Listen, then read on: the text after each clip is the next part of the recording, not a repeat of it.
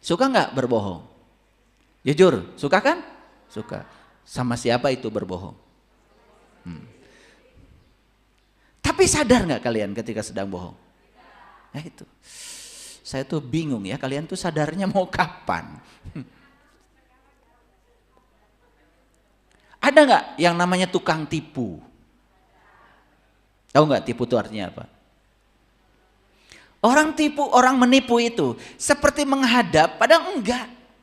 Dia sudah punya agenda lain sebetulnya. Dia ngajak bisnis, kayak yang bener aja ketika bicara. Padahal di belakangnya itu sudah ada niat yang lain. Tukang tipu ya begitu. Makanya di Quran dikatakan, orang munafik itu orang yang suka menipu Allah. Amit-amit. Itu Quran yang mengatakan, innal munafiqina fi darkil asfali minanar. Makanya tempatnya orang munafik itu nerakanya pun paling dasar. Karena ketika orang sedang melakukan tindakan munafik, dia sedang berada di kesadaran yang rendah. Kalau kesadaran sudah tinggi nggak mungkin.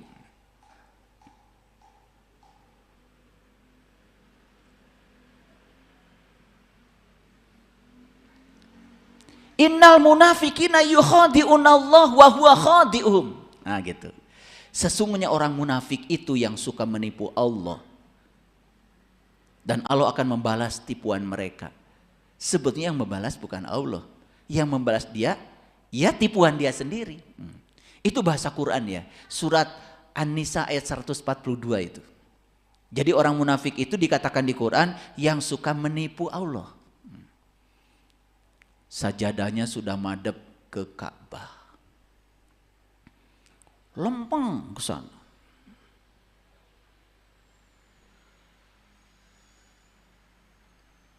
Begitu Allahu Akbar. Allahu Akbar. Sudah dibuka dengan takbiratul ihram. Bray. Gunting nuket hese di teangan. Kerte salat. Ngadadak katingali tak keur salat.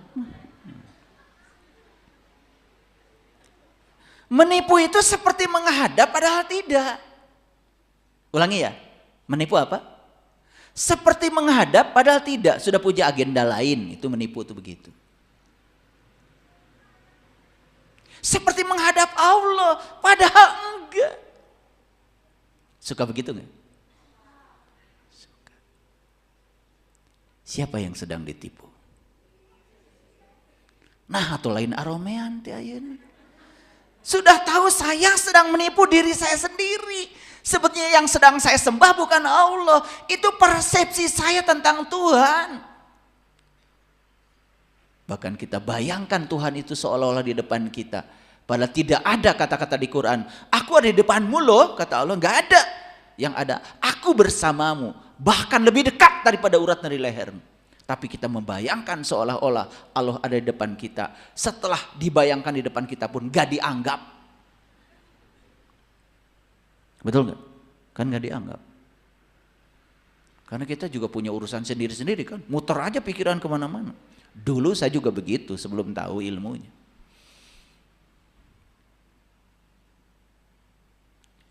Ada yang suka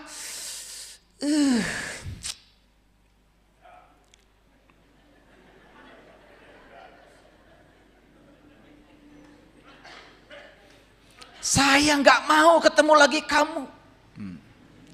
Terlalu sakit bagiku. Aduh. Seolah-olah yang menyakiti kamu itu orang lain. Padahal yang menyakiti kamu itu adalah persepsimu terhadap orang lain. Reaksimu terhadap orang lain. Yang menyakitimu itu adalah izin darimu. Karena kamu mengizinkan orang lain menyakitimu dengan persepsimu. Tapi tidak sadar lagi. Seolah-olah orang lain yang menyakiti kita. Timbul rasa dendam kesumat yang tidak bisa sembuh-sembuh. Itu dendam buat siapa? Yang benar buat siapa? Pintar kalian tuh kalau lagi di tempat pengajian ya. Itu dendam buat siapa?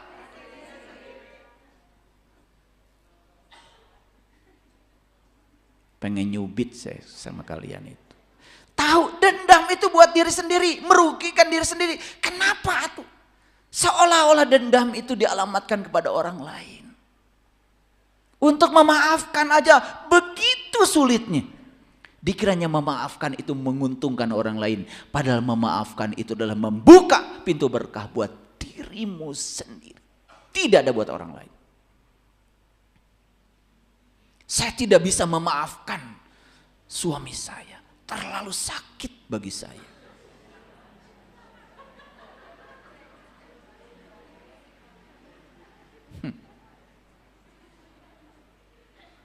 Udah gitu diceritakan lagi keburukan suami pada semua orang.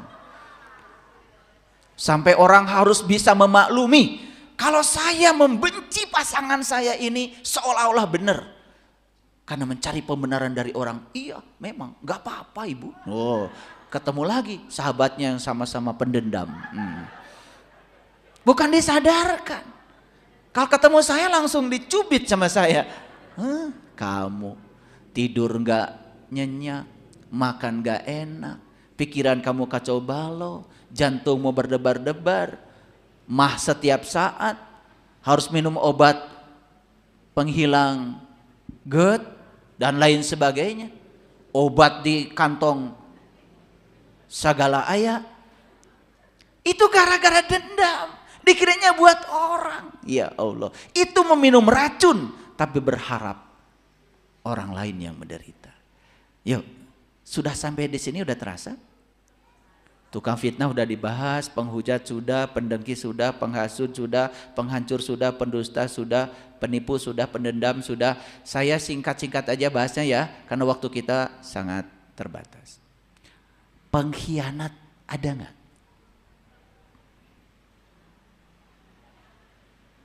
Siapa pengkhianat itu? Ya, pengkhianat itu kalau udah janji nggak pernah ditepati. Tidak punya komitmen lah, tidak punya integritas, itu namanya pengkhianat. Ada nggak kira-kira di ruangan ini? Ada ya. Saya juga bingung kok ada semua. Itu si pengkhianat itu sedang mengkhianati siapa? Tuh tahu. Jadi ketika kamu berkhianat, sebenarnya sedang kamu hianat itu siapa? Dirimu. Kenapa kamu lakukan? Nah, nanti akan ketemu ya jawabannya. Karena hidup kita ini dikendalikan oleh diri palsu kita yang bernama ego. Karena kita belum menemukan siapa diri kita yang sebenarnya. Itu masalahnya. Ah, belum masuk, ini baru dirinci orang-orangnya dulu biar jelas. Ya, perampok tahu nggak? Perampok yang suka mengambil hak orang. Saya nggak pernah merampok kok. Iya, di jalanan sih kamu enggak. Tapi kadang-kadang kamu jualan, timbangannya dikurang-kurang. Kamu ngambil untung terlalu besar. Udah gitu bilang, ini mah cuman modal aja. Padahal sudah ngambil 400%. Iya, perampok bukan itu. Saya bicara perampok dalam dimensi yang lebih luas. Siapapun yang suka mengambil hak orang lain, perampok. Ada nggak yang suka merampok kebahagiaan orang lain? Perampok juga.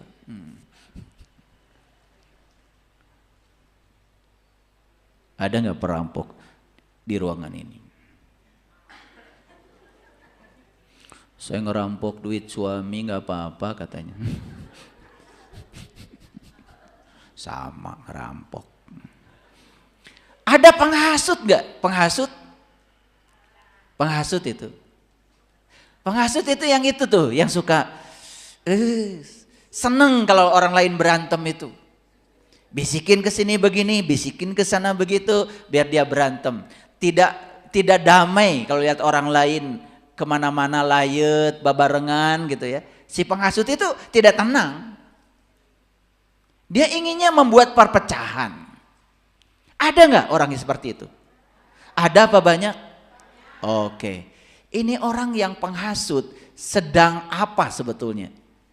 Sedang menghasut orang atau menghasut dirinya sendiri? Sedang merusak orang atau merusak dirinya sendiri? Luar biasa. Pembunuh. Saya nggak pernah membunuh. Tapi kita membunuh karakter orang. Membunuh reputasi orang. Menghancurkan harga diri orang. Membicarakan keburukan orang di depan orang lain. Itu pembunuh itu. Saya tidak berbicara pembunuhan dalam level fisik. Pada pembunuhan di level yang tidak fisik, itu lebih banyak dilakukan oleh orang. Tapi dia tidak sadar. Pembenci ada nggak? Masih ada orang yang kalian benci dalam hidup ini? Bahkan orang yang dibenci itu kenal enggak, ngancek beja. Si anu teh anu. Betul kan? Lucu ya. Penzolim ada nggak? Pemarah ada nggak? Ini paling banyak. Paling banyak ya. Perusak ada nggak? Oh banyak sekali. Ini kalau saya rinci banyak sekali. Tapi waktu kita tidak akan cukup untuk merinci ini. Oke, tetapi paling tidak Bapak Ibu sekarang kuncinya adalah apapun kejahatan yang kita lakukan bukan untuk siapa-siapa kecuali buat diri kita sendiri. Clear sampai sini? Oke, baik. Tadi yang terakhir saya bicara tentang pemarah. Ini contoh aja. Kan saya sering mengatakan daripada marah lebih bagus memaafkan. Daripada kita menghakimi lebih bagus memahami. Sering saya sampaikan itu. Tapi kadang-kadang tidak nyurup gitu ya. Ketika implementasinya kadang-kadang masih jauh dari yang disampaikan. Maka hari ini saya detailkan. Bapak Ibu, contoh sederhana. Orang yang pemarah, apalagi kemarahannya itu sudah dibungkus dengan dendam, benci, berikutnya menghasut, dan lain sebagainya. Dan menganggap yang dia lakukan itu seolah-olah untuk menghancurkan orang lain, ini sangat berbahaya. Mari kita lihat dampaknya. Ternyata Bapak Ibu, tidak memaafkan itu berdampak negatif pada kesehatan dan mental kita sendiri. Bukan sekedar memperburuk hubungan, tetapi ada dampak negatif terhadap diri kita sendiri. Maaf ya, maaf. Ada orang yang mengidap penyakit kanker. Kanker macam-macam. Ada kanker payudara, ada kanker serviks, ada kanker lidah. Wah, macam-macam. Ada kanker getah bening, macam-macam. Sekarang ini, orang-orang yang bergerak di dunia neuroscience sudah mulai menemukan sumbernya dari mana. Ternyata sumber utamanya itu kan sebetulnya dari emosi, dari penyakit mental, dari kemampuan kemampuan memaafkan yang sangat rendah, memendam dendam, memendam benci, lalu hasud kepada orang lain. Ternyata itu secara kesehatan itu bukan sekedar merusak mental, tapi merusak fisik kita sendiri. Bukan sekedar merusak hubungan sosial yang terganggu, tetapi dampaknya untuk diri kita sangat banyak. Nih pengumuman, kalau masih ada rasa marah pada orang lain, udah bu, ibu.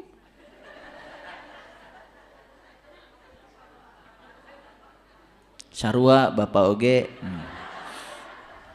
Ya. Sudah. Maafkan. Dan untuk memaafkan itu cuma satu, kembangkan kemampuan memahami. Nanti saya jelaskan nih. Kembangkan kemampuan memahami. Nanti sebentar lagi saya kasih caranya. Ini kajian caranya dikasih. Saya itu kasihan aja sama ibu bapak yang suka sakit. Dikit-dikit sakit. Aduh, itu ibu bapak. Itu masalah besarnya itu adalah masalah spiritual dan masalah mental. 75% berasal dari situ. Akarnya dari situ. Coba lihat aja. Dampak pada kesehatan mental ya. Orang yang tidak memaafkan ini.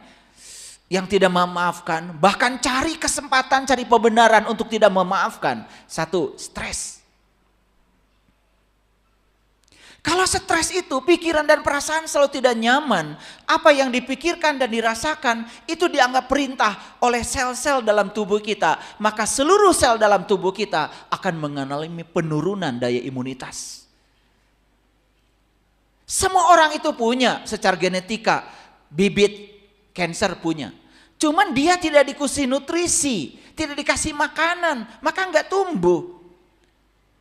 Tumbuhnya sel kanker sudah diteliti secara mendalam, penyebab utamanya karena diberi nutrisi. Nutrisi yang paling besar yang menumbuhkan sel kanker itu apa? Stres. Dan stres itu kegagalan kita memanage spiritual dan mental. Jiwa kita kotor, pikiran kita tidak terkendali. Itu masalah besarnya. Aduh ibu bapak, makanya kalau belajar agama itu yang berkesadaran. Bukan melakukan ritual yang banyak, tapi kita pun tidak sadar melakukannya. Bukan itu, bukan itu. Tidak akan berdampak apa-apa terhadap mental dan spiritual kita. Kecemasan tinggi, depresi, insomnia. Insomnia itu mengalami gangguan tidur. Mau tidur itu harus pakai obat. Waduh, ginjal rusak, jantung rusak. Kelelahan. Kenapa lelah? Karena otak ini yang 2% dari berat tubuh, dia mengambil energi 20%. Sehingga organ-organ tubuh yang lain gak kebagian energi, disita energinya oleh otak kita. Rasa bersalah, malu. Berikutnya apa? Ini muncul perasaan iri, perasaan dengki. Dari tidak memaafkan itu lebar sekali. Anak-anaknya muncul. Bayangkan, dari tidak memaafkan ini ibu bapak. Tadi saya tanya, nomor 1 tadi apa? Masih ingat? Apa di ruang ini ada yang pernah memfitnah? Ada yang penghujat, pendengki, penghasut, penghancur, pendusta, penipu, pendendam, pengkhianat, perampok, penghasut, pembunuh, pembenci, pemarah, perusak. Saya nanya tadi, semua mengatakan ada. Siapa? Saya. Ini baru dibahas 1, pemarah aja. Pemarah, karena kalau saya bahas semuanya, aduh nggak akan cukup. Ini harus 20 SKS kuliahnya. Nah coba, tidak memaafkan saja, coba penyakitnya dirinci tadi. Stres, kecemasan tinggi, depresi, insomnia, kelelahan, rasa bersalah, rasa malu. Berikutnya menimbulkan perasaan iri dan dengki. Semuanya balik pada diri sendiri. Heran ya, ada orang yang gak pernah ketemu saya, tapi dendam sama saya. Cuman karena dapat berita katanya saya penyebar ajaran sesat. Sejahat itu saya di pikiran dia. Padahal itu kan persepsi dia terhadap saya. Bukan saya yang sebenarnya kan. Luar biasa itu. Itulah bahayanya ketika pikiran tidak terkendali. Dia pikir, dia kalau membenci saya akan hancur. Tidak, dia sudah menghancurkan dirinya sendiri dengan kebenciannya itu. Ya, stroke lah pasti.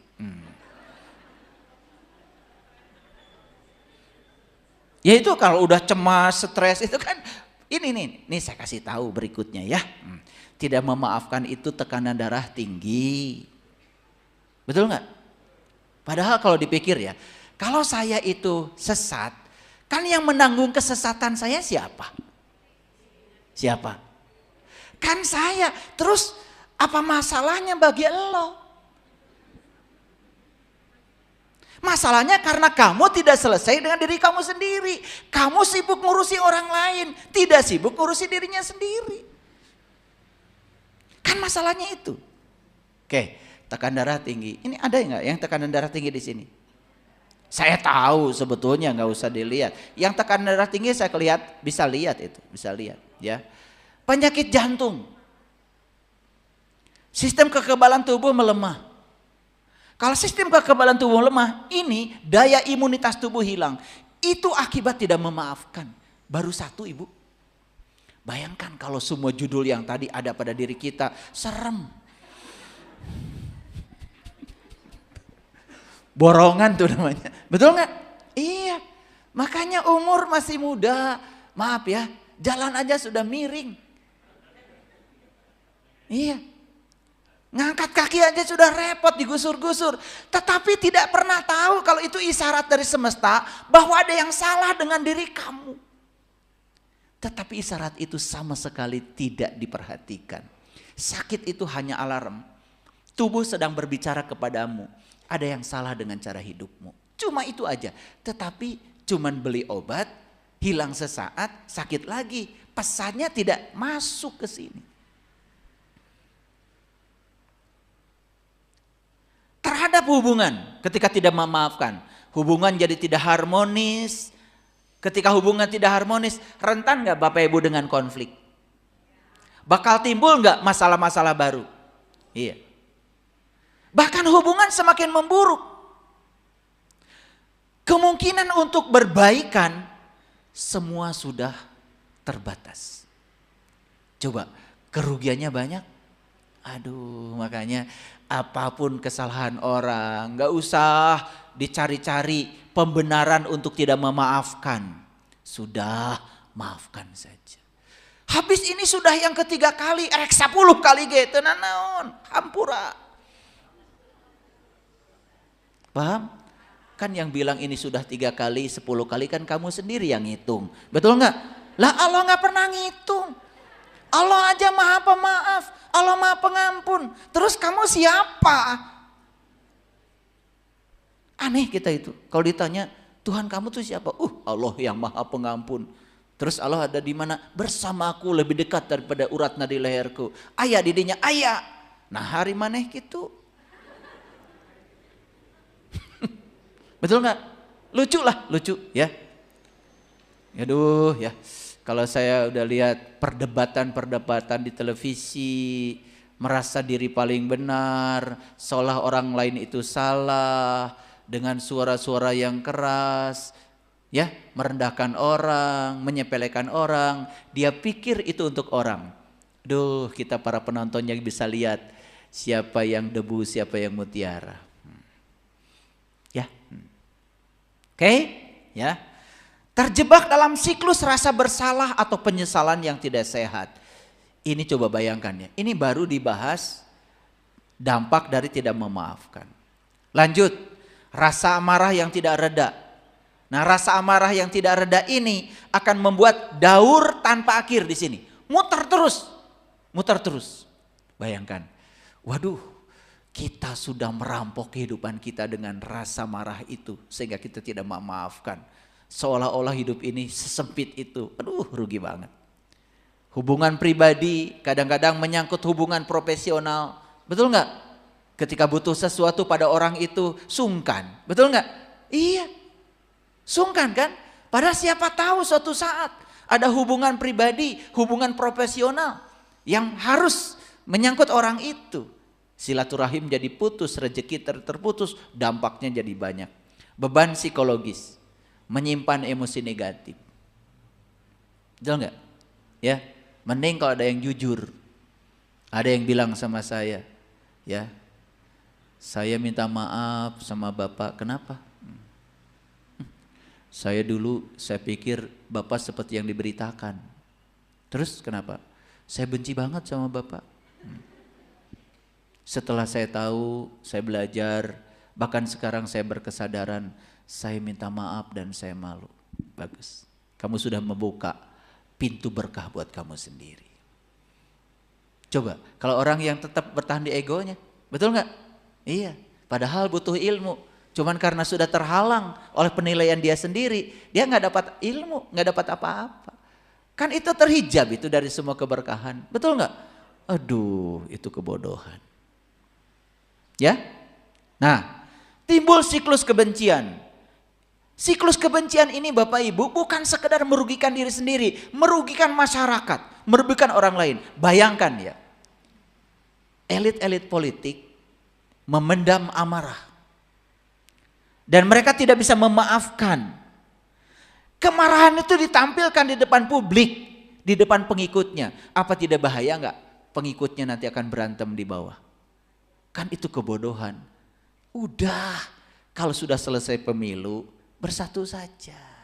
Pemilu itu kan cuma pesta demokrasi. Pasti ada dua, ada yang kalah, ada yang menang. Yang menang ya jangan terlalu jumawa, yang kalah juga jangan terlalu sedih, kan perasaan kecewa. Jangan menekan itu. Kalau kita merasa terluka dan sakit, sudah, biarkan saja itu. Tapi ingat, diri kita bukan pikiran. Diri kita bukan perasaan. Ini semua berasal dari pikiran dan perasaan kita sendiri. Kita yang telah menciptakan persepsi, konsepsi tentang itu, sehingga kita menjadi marah. Gimana caranya?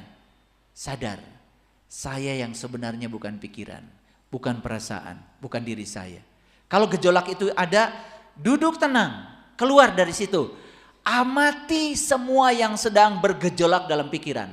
Saksikan saya, itu energi kemarahan yang ada di pikiran, lama-kelamaan akan dipindah menjadi energi kesadaran. Dan ini harus praktek ya Bapak Ibu, praktek. Prakteknya duduk tenang, kalau mau mindfulness dulu. Tarik napas hitungan 4, tahan napas hitungan 7, buang napas hitungan 9. Setelah betul-betul tenang, ritme jantung sudah tenang, pejamkan mata, duduk yang tenang. Kalau perasaan sakit itu ada, biarkan, jangan dilawan. Perasaan terluka itu ada, biarkan, jangan dilawan. Makin dilawan itu makin besar energinya. Tetapi keluarlah dari situ. Saya bukan pikiran, saya bukan perasaan. Semua kemarahan, kejengkelan, dendam, dengki bukan dari diri saya yang sejati. Itu semata-mata dari persepsi pikiran saya yang telah menciptakan ilusi tentang itu. Keluar dari situ, jadi pengamat. Kalau ada gejolak di pikiran, amati saja apa yang terjadi.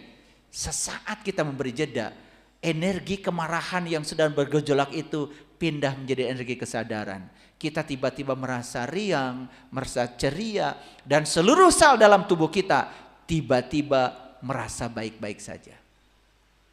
Apalagi selalu diiringi rasa sukacita yang dalam.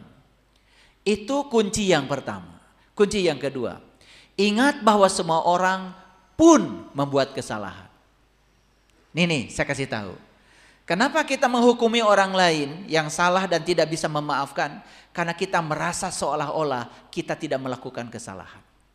Coba sekarang, akui bahwa saya pun mungkin melakukan hal yang sama. Dan kalau saya melakukan kesalahan, saya pun perlu dimaafkan oleh orang lain. Ketika orang lain melakukan kesalahan, saya akan maafkan. Itu kunci yang kedua. Ingat bahwa semua orang membuat kesalahan. Tidak ada manusia yang sempurna. Makanya mulai sekarang dengarkan kata-kata saya. Jangan berharap kesempurnaan dari yang tidak sempurna. Ulangi. Jangan berharap kesempurnaan dari yang tidak sempurna. Yang salah yang berharap. Semua manusia seperti kita ini tidak ada yang sempurna. Semua kita mungkin akan melakukan kesalahan yang sama.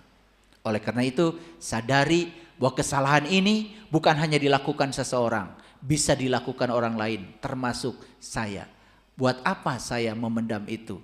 Lebih bagus saya memaafkan. 3. Berlatih empati. Cobalah untuk memahami mengapa orang itu melakukan kesalahan tersebut. Ini yang miskin dari kita.